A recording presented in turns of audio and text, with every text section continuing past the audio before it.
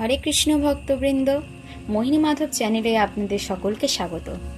আশা করি আপনারা সবাই খুব ভালো আছেন, সুস্থ আছেন, মহামন্ত্র জপ করছেন এবং গীতা শ্লোক অধ্যয়ন করছেন বা শ্রবণ করছেন। তাহলে চলুন আজকের ভিডিওটা শুরু করা যাক। ওম নমো ভগবতে বাসুদেবায়। ওম নমো ভগবতে বাসুদেবায়। ওম নমো ভগবতে বাসুদেবায়। শ্রীমদ্ ভগবদ গীতা সাংখ্য যোগ শ্লোক নম্বর 39। এষাতে অভিহিতা সাংখ্যে বুদ্ধির্যোগেতি ইমাম শ্রীণু বুদ্ধায়ুক্ত ইয়য়া পার্থ কর্মবন্ধং প্রহাস্যসি। এষা মানে কি? এই সমস্ত। তে তোমাকে অভিহিতা বলা হলো সাংখ্যে বিশ্লেষণমূলক জ্ঞানের দ্বারা বুদ্ধি যোগ। বুদ্ধি আর যোগ শব্দের অর্থ হলো নিষ্কাম কর্মে। তো কিন্তু ইমাম এই শ্রীণু শ্রবণ করো। বুদ্ধা বুদ্ধির দ্বারা যুক্ত হলে ইয়া যার দ্বারা পার্থ হে পৃথাপুত্র কর্মবন্ধন কর্মের বন্ধন প্রহাস্যসি তুমি মুক্ত হতে পারবে। অর্থাৎ হে পার্থ, আমি তোমাকে সাংখ্যযোগের মাধ্যমে এই জ্ঞানের কথা বললাম। এখন নিষ্কাম কর্ম সম্পাদনের মাধ্যমে বুদ্ধিযোগের কথা শ্রবণ করো, যার দ্বারা তুমি কর্মবন্ধন থেকে মুক্ত হতে পারবে। নিরুক্তি বা বৈদিক অভিধান অনুযায়ী সংখ্যা কথাটির অর্থ যা কোনো কিছুর বিশদ বিবরণ দেয়, এবং সাংখ্য বলতে সেই দর্শনকে বোঝায় যা আত্মার স্বরূপ বর্ণনা করে। আর যোগ হচ্ছে ইন্দ্রিয়গুলিকে দমন করার পন্থা। অর্জুনের যুদ্ধ না করার অভিপ্রায়টি ছিল ইন্দ্রিয় সুখ ভোগের ইচ্ছা। তার মুখ্য কর্তব্যের কথা ভুলে গিয়ে অর্জুন যুদ্ধ থেকে বিরত হতে চেয়েছিলেন, কারণ তিনি মনে করেছিলেন আত্মীয় স্বজনদের হত্যা না করে এবং ধৃতরাষ্ট্রের পুত্রাদি জ্ঞাতি ভ্রাতাদের জয় করে রাজ্য সুখ ভোগ করার থেকে অহিংসার পথ অবলম্বন করা অধিকতর সুখদায়ক হতো। উভয় ক্ষেত্রেই মূল উদ্দেশ্যটি ছিল ইন্দ্রিয় সুখ ভোগের ইচ্ছা। তাদের পরাজিত করে রাজ্য সুখ ভোগ করা এবং আত্মীয় স্বজনদের জীবিত দেখে তাদের সান্নিধ্যে সুখ লাভ করা, উভয় ক্ষেত্রেই তার জ্ঞান ও কর্তব্যবোধ বিসর্জন দিয়ে ইন্দ্রিয় তর্পণই মুখ্য উদ্দেশ্য ছিল। শ্রীকৃষ্ণ তাই অর্জুনকে বোঝাতে চেয়েছিলেন তার পিতামহকে হত্যা করলেও তিনি তার পিতামহের আত্মাকে কখনোই বিনাশ করতে পারবেন না, এবং তিনি ব্যাখ্যা করেছিলেন যে প্রতিটি জীব এবং স্বয়ং ভগবান সনাতন ও স্বতন্ত্র। পূর্বেও এদের সকলের স্বতন্ত্র সত্তা ছিল, বর্তমানেও আছে এবং ভবিষ্যতেও থাকবে, কারণ আমরা সকলেই চিরশাশ্বত আত্মা। আমরা কেবল বিভিন্নভাবে আমাদের দেহরূপ পোশাকটির পরিবর্তন করি, কিন্তু প্রকৃতপক্ষে দেহের বন্ধন থেকে মুক্ত হবার পরেও আমাদের স্বতন্ত্রতা বর্তমান থাকে। ভগবান শ্রীকৃষ্ণ আত্মা ও দেহের সম্বন্ধে একটি বিশ্লেষণাত্মক স্পষ্ট ব্যাখ্যা প্রদান করেছেন, এবং বিভিন্ন দৃষ্টিভঙ্গির পরিপ্রেক্ষিতে আত্মা ও দেহ সম্বন্ধে এই বিস্তৃত জ্ঞানকে নিরুক্তি অভিধানে সাংখ্য নামে অভিহিত করা হয়েছে। এই সাংখ্যের সঙ্গে নিরীশ্বরবাদী কপিলের সাংখ্য দর্শনের কোনো যোগ নেই। কপিলের সাংখ্য দর্শনের বহু পূর্বে শ্রীমদ্ ভাগবতে শ্রীকৃষ্ণের অবতার প্রকৃত কপিল দেব তাঁর মাতা দেবহূতিকে সাংখ্য দর্শনের ব্যাখ্যা করে শোনান। তিনি স্পষ্টভাবে ব্যাখ্যা করে বলেছেন, পুরুষ অথবা পরমেশ্বর ভগবান সক্রিয় এবং প্রকৃতির প্রতি দৃষ্টিপাত করার মাধ্যমে তিনি সৃষ্টি করেন। বেদে এবং ভগবদ গীতাতে এটি স্বীকৃত হয়েছে।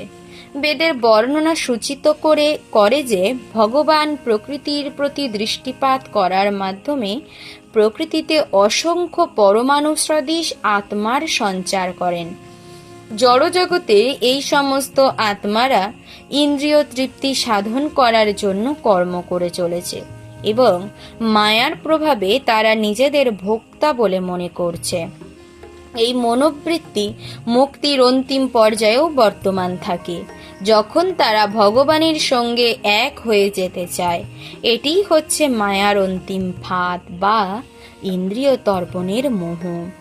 আর এভাবে বহু বহু ইন্দ্রিয় তর্পণকারী জীবন অতিক্রম করার পর একজন মহাত্মা ভগবান শ্রীকৃষ্ণ বাসুদেবের শরণাগত হয়ে পরম সত্যকে উপলব্ধি করতে পারেন।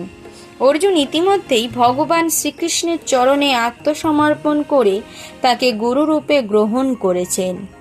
শিষ্যস্তে অহং সাধিমাং ত্বাং প্রপন্যম। ফলস্বরূপ শ্রীকৃষ্ণ এখন তাকে বুদ্ধিযোগ বা কর্মযোগ অথবা ভগবানের ইন্দ্রিয় তৃপ্তির জন্য ভক্তিযোগ অনুশীলনের পন্থা বর্ণনা করবেন। সকলের অন্তরে পরমাত্মা রূপে বিরাজমান ভগবানের সঙ্গে প্রত্যক্ষভাবে যোগ স্থাপনই হচ্ছে বুদ্ধিযোগ, যা দশম অধ্যায়ে দশম শ্লোকে স্পষ্টভাবে ব্যাখ্যা করা হয়েছে। কিন্তু ভগবত ভক্তি ব্যতীত সেই রকম যোগাযোগ স্থাপন হয় না। তাই যিনি ভগবানের প্রতি অপ্রাকৃত প্রেম ভক্তির স্তরে অধিষ্ঠিত, অর্থাৎ যিনি কৃষ্ণ ভাবনাময়, তিনি ভগবানের বিশেষ কৃপায় এই বুদ্ধিযোগের স্তর লাভ করেন। তাই ভগবান বলেছেন যে যারা প্রীতিপূর্বক সর্বদা ভগবৎ সেবায় নিয়োজিত, কেবল তাঁদেরই তিনি প্রেম ভক্তির শুদ্ধ জ্ঞান প্রদান করেন।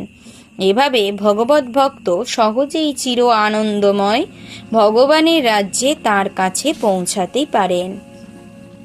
এভাবে এই শ্লোকে বুদ্ধিযোগ বলতে ভক্তিযোগকে বোঝানো হয়েছে এবং এখানে সাংখ্য অর্থে নিরীশ্বরবাদী ভণ্ড কপিলের সাংখ্যযোগকে বোঝানো হয়নি। তাই কারো এখানে উল্লিখিত সাংখ্যযোগের সঙ্গে নিরীশ্বরবাদী সাংখ্যের কোনো সম্পর্ক রয়েছে বলে ভুল বোঝা উচিত নয়। আর তাছাড়া ভগবান শ্রীকৃষ্ণ যে সময় ভগবদ্গীতা বলেছিলেন, তখন সেই দর্শনের কোনো প্রভাব ছিল না। এই ধরনের নাস্তিক কল্পনাপ্রসূত দর্শনের উল্লেখ করার কোনো প্রয়োজনই শ্রীকৃষ্ণের ছিল না। ভগবানের অবতার কপিলদেব প্রকৃত সাংখ্য দর্শন শ্রীমদ্ ভাগবতে ব্যাখ্যা করে গেছেন, কিন্তু এখানে আলোচিত বিষয়বস্তুর সঙ্গেও তার কোনো যোগ নেই। সাংখ্য বলতে এখানে দেহ ও আত্মার বিশ্লেষণাত্মক বিবরণের কথা বলা হয়েছে। ভগবান শ্রীকৃষ্ণ এখানে অর্জুনকে আত্মার স্বরূপ সম্বন্ধে বিশ্লেষণ করে শোনালেন, যাতে তিনি বুদ্ধিযোগ বা ভক্তিযোগের স্তরে উন্নীত হতে পারেন। প্রকৃতপক্ষে ভগবান শ্রীকৃষ্ণের সাংখ্যের সঙ্গে শ্রীমদ্ ভগবতে বর্ণিত ভগবান কপিলদেবের সাংখ্যের মধ্যে কোনো প্রভেদ নেই, কারণ উভয় সাংখ্যই হচ্ছে ভক্তিযোগ। তাই ভগবান শ্রীকৃষ্ণ বলেছেন, অল্প বুদ্ধি সম্পন্ন মানুষেরাই কেবল সাংখ্যযোগ ও ভক্তিযোগকে ভিন্ন বলে মনে করে। সাংখ্যায়াগৌ পৃথক বালাহা প্রবদন্তি ন পণ্ডিতাহা। নাস্তিক কপিলের সাংখ্যযোগের সঙ্গে ভক্তিযোগের অবশ্যই কোনো সম্পর্ক নেই। তবুও ভগবদ্গীতায় নাস্তিক সাংখ্যযোগের উল্লেখ করা হয়েছে বলে কিছু বুদ্ধিহীন লোক দাবি করে থাকে। তাই সকলের জানা উচিত যে বুদ্ধিযোগের অর্থ হচ্ছে কৃষ্ণ ভাবনায় মগ্ন হয়ে পরম আনন্দে ও ভক্তি সহকারে ভগবানের সেবা করা।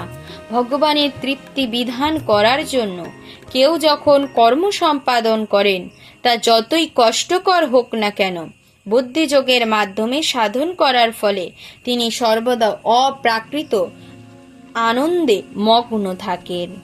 ভগবানের কৃপার প্রভাবে তিনি এই ধরনের অপ্রাকৃত কার্যকলাপের ফলে স্বতঃস্ফূর্তভাবে অপ্রাকৃত অনুভূতির স্বাদ পাওয়া যায় এবং কোনো রকম বাহ্যিক প্রচেষ্টা ছাড়াই হৃদয়ে দিব্য জ্ঞানের প্রকাশ হয় এবং এভাবে তিনি মুক্তি লাভ করে পূর্ণতা প্রাপ্ত হন।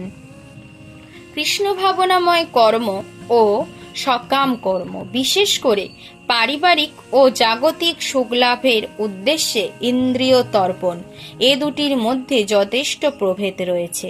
তাই বুদ্ধিযোগ হচ্ছে অপ্রাকৃত গুণসম্পন্ন কর্ম, যা আমরা সম্পাদন করে থাকি। শ্লোক নম্বর 40। ন ইহ অভিক্রম নাশ অস্তি প্রত্যবায় ন বিদ্যতে স্বল্প ওপি যস্য ধর্মস্য ত্রায়তে মহতো ভয়াৎ। ন মানে কি? নেই। ইহ এই যোগে অভিক্রম প্রচেষ্টা, নাশ বিনাশ অস্তি আছে, প্রত্যবায় হ্রাস ন বিদ্যতে হয় না, স্বল্পম অল্প অপি যদিও, অশ্ব এই ধর্মস্য ধর্মের ত্রায়তে ত্রাণ করে, মহত মোচ্ছ ভয়াৎ ভয় থেকে। এই ভক্তিযোগের অনুশীলন কখনো ব্যর্থ হয় না এবং তার কোনো ক্ষয় নেই। তার স্বল্প অনুষ্ঠানের ফলে মহাভয় থেকে পরিত্রাণ লাভ করা যায়। ইন্দ্রিয় তর্পণের কোনো বাসনা না করে কৃষ্ণ ভাবনাময় কর্ম সম্পাদন বা শ্রীকৃষ্ণের সেবা করাই সর্বোত্তম দিব্যকর্ম। কেউ যদি অল্প পরিমাণে ভগবানের সেবা করতে শুরু করে তাতেও কোনো ক্ষতি নেই এবং সেই স্বল্প সেবা কোনো অবস্থাতেই বিফলে যায় না। জড়জাগতিক স্তরে অনুষ্ঠিত কার্যকলাপ সুসম্পন্ন না করতে পারলে ব্যর্থতায় পর্যবসিত হয়, কিন্তু কৃষ্ণ ভাবনায় সেবা সুসম্পন্ন না হলেও বিফলে যায় না, তার সুফল চিরস্থায়ী হয়ে থাকে। তাই এই ধরনের কর্ম একবার যে শুরু করেছে সে তার সেই কৃষ্ণ ভাবনাময় কর্ম সম্পূর্ণ করতে না পারলেও ক্ষতি নেই। কৃষ্ণ ভাবনায় 1% কার্যকলাপও স্থায়ী ফল প্রদান করে, ফলে পরবর্তীকালে 2% থেকে শুরু করা যায়। কিন্তু জড়জাগতিক কার্যকলাপের ক্ষেত্রে 100% সফলতা ছাড়া কোনো লাভই নেই। অজামিল কৃষ্ণ ভাবনায় সামান্য কিছু কর্তব্য কর্ম সম্পাদন করেছিলেন, কিন্তু অন্তিমে ভগবানের কৃপায় তিনি 100% সুফল লাভ করেছিলেন। এই সম্পর্কে শ্রীমদ্ ভাগবতে একটি সুন্দর শ্লোক আছে। যদি কেউ তার স্বীয় কর্তব্য কর্ম ত্যাগ করে ভগবানের শ্রী চরণাম্বুজের সেবা করে এবং সেই ভগবৎ সেবা সম্পূর্ণ না করে অধঃপতিত হয়, তাতে ক্ষতি কি? আর যদি কেউ জড়জাগতিক সমস্ত কর্তব্যকর্ম সুসম্পন্ন করে তাতেও বা কি লাভ? কিংবা যেমন খ্রিস্টধর্মীরা বলে থাকেন, কোনো মানুষ সমগ্র পৃথিবী লাভ করেও যদি তার শাশ্বত আত্মাকেই হারিয়ে ফেলে তবে তার কি লাভ? জড়দেহের বিনাশের সঙ্গে সঙ্গে সব রকম জড়জাগতিক প্রচেষ্টা এবং সেই সমস্ত প্রচেষ্টালব্ধ ফলসমূহের বিনাশ ঘটে, কিন্তু কৃষ্ণ ভাবনায় ভগবানের সেবায় নিয়োজিত মানুষ এমনকি দেহের বিনাশ হলেও আবার ভগবানের সেবা করবার সুযোগ পায়। অন্ততপক্ষে সে আবার নিশ্চিতভাবে মনুষ্য জন্ম প্রাপ্ত হবার সুযোগ লাভ করে। সৎ ব্রাহ্মণ অথবা বিত্তশালী সম্ভ্রান্ত পরিবারে জন্ম লাভ করে সে আবার উন্নতি সাধন করার সুযোগ পায়। কৃষ্ণ ভাবনাময় কর্মে আত্মনিয়োগ করার সেটি অতুলনীয় বৈশিষ্ট্য। ওম সর্বে ভবন্তু সুখিনো সর্বে সন্তু নিরাময়া সর্বে ভদ্রাণি পশ্যন্তু কশ্চিৎ দুঃখম আপ্নুয়াত। ওম শান্তি ওম শান্তি ওম শান্তি। হরে কৃষ্ণ কৃষ্ণ কৃষ্ণ হরে হরে, হরে রাম রাম রাম হরে হরে। শ্রীমদ্ ভাগবত যথাযথ কি জয়, শ্রীল প্রভুপাদ কি জয়, অনন্ত কোটি বৈষ্ণব বৃন্দ কি জয়। হরে কৃষ্ণ ভক্ত বৃন্দ, ভিডিওটি যদি ভালো লেগে থাকে একটি লাইক করে দেবেন এবং ভিডিওটি আপনাদের কেমন লাগছে তা অবশ্যই কমেন্ট করে আমাকে জানাবেন এবং চ্যানেলটিকে সাবস্ক্রাইব করে আমার পাশে থাকবেন। তো অসংখ্য ধন্যবাদ আপনাদের সবাইকে। হরে কৃষ্ণ।